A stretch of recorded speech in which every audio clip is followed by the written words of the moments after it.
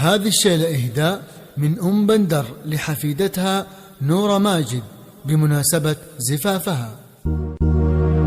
افرحي يا نور عيني الحبيبة، واقبلي يا بنت من لقى طالي، بنت ماجد والمدح دايم نصيبه، كاسب النماس شامخ بالمعالي.